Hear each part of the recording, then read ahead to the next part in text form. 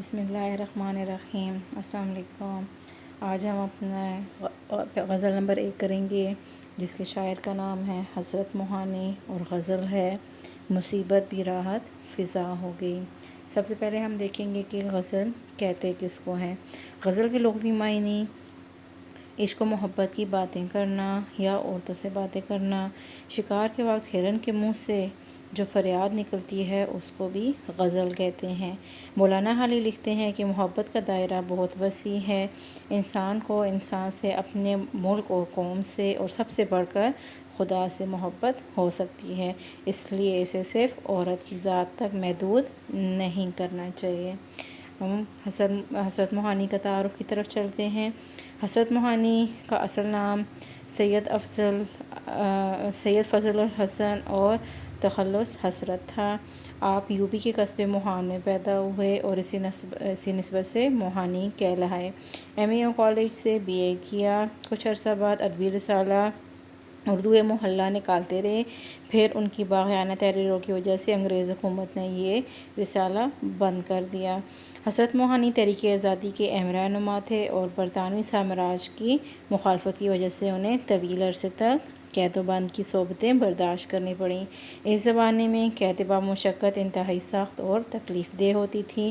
روزانہ 1 من گیہوں دستی چکی پر پیسنا پڑتا تھا۔ حضرت موہانی کا یہ شعر اسی زمانے کی یادگار ہے مشق سخن جاری، چکی کی مشقت بھی، ایک طرفہ تماشا ہے حسرت کی طبیعت بھی۔ دوسرے شعر میں کہتے ہیں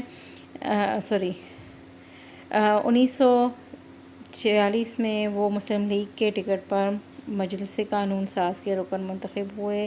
قیام پاکستان کے بعد بھی وہ بھارت میں ہی مقیم رہے اور بھارتی پارلیمنٹ میں ہمیشہ کلمہ حق بلند کرتے رہے۔ حضرت موہانی بنیادی طور پر غزل کے شاعر ہیں۔ عشق و عاشقی کے جذبات ان کی غزل میں بہت نمایاں ہیں اور ان کا بنیادی عنصر تغزل ہے، اس لیے انہیں رئیس المتغزلین کا لقب دیا گیا ہے۔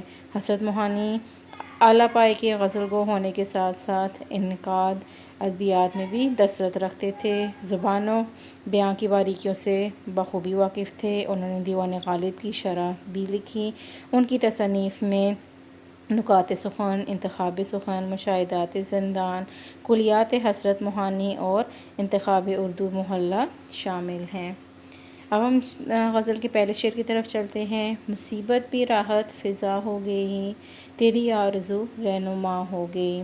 اس میں جو مشکل الفاظ ہیں ان کے مطلب مصیبت یعنی کہ مشکل یا آفت، راحت فضا خوشی کو بڑھانا، آرزو تمنا یا خواہش، رہنما رہبر یا راستہ دکھانے والا۔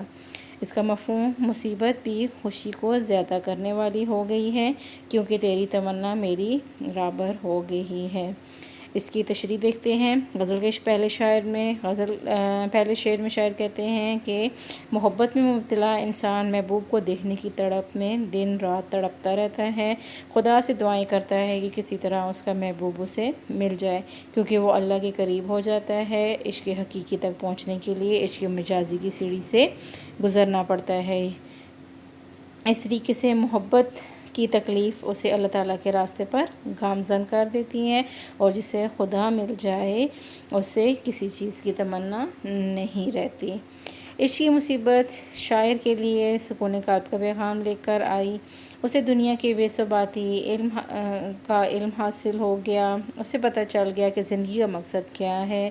شاعر کو محبوب کی یاد اللہ کے قریب لے گئی اور پھر اس کی تمام مشکلات دور ہو گئیں۔ شاعر کہتا ہے کہ میرے محبوب کی آرزو، چاہت اور خواہش اگر میرا مقصد ہے کہ اس کی خوشنودی میں ہر مصیبت کو خندہ پیشانی سے برداشت کر لوں۔ اپنے محبوب سے مخاطب ہو کر شاعر کہتا ہے کہ اگر تیری آرزو میری خواہش مجھے حاصل ہو جائے اور محبت تیرے لیے میرے لیے سکون کا ذریعہ ہو جائے گی۔ یہ تو تھی شعر کی تشریح۔